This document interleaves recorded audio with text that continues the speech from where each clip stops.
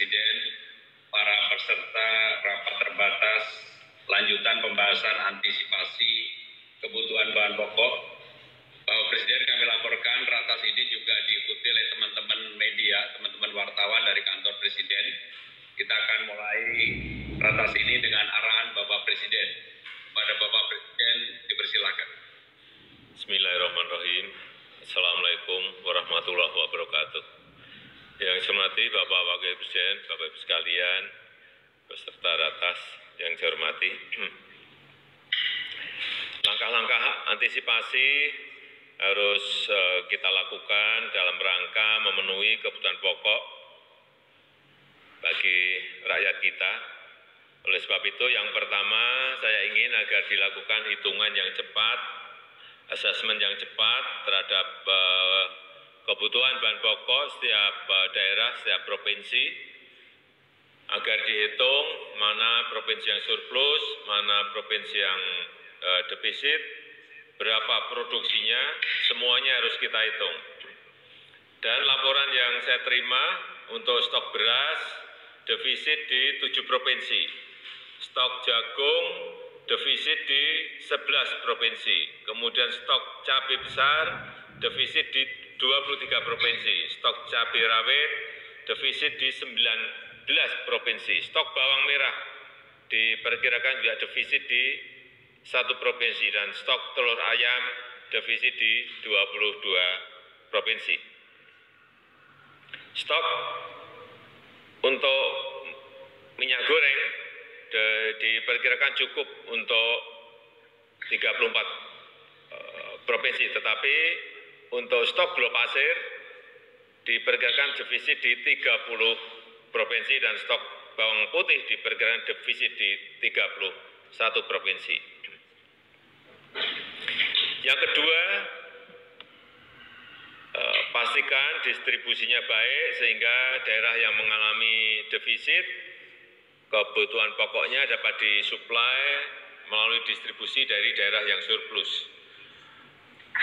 Oleh sebab itu, transportasi distribusi pangan antar provinsi, antar wilayah, antar pulau tidak boleh terganggu.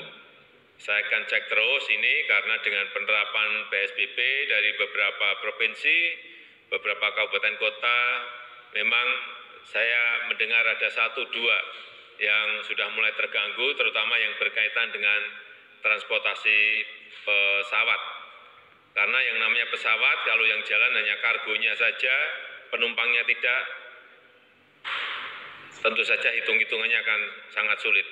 Karena sebetulnya kargo itu mengikuti pesawat yang berpenumpang. Ini tolong betul-betul kita exercise sehingga sekali lagi jangan sampai distribusi bahan pokok, bahan-bahan yang penting itu terganggu. Karena sekali lagi kita adalah negara kepulauan. Kemudian yang ketiga, manajemen pengelolaan beras, ini khusus soal beras. Manajemen pengelolaan beras di dalam negeri menjadi kunci penting bagi antisipasi dan mitigasi dari krisis pangan yang beberapa bulan ini disampaikan oleh FAO. Oleh sebab itu, sekali lagi kalkulasi secara detail, hitung betul secara detail mengenai ketersediaan stok, tentu saja dengan memperhitungkan stok di masyarakat, stok di penggilingan, stok di gudang, dan stok di bulog. Dan kita berharap puncak panen raya di bulan April ini produksi beras kita, kemarin saya mendapatkan laporan bisa mencapai 5,62 juta ton. Ini sangat bagus.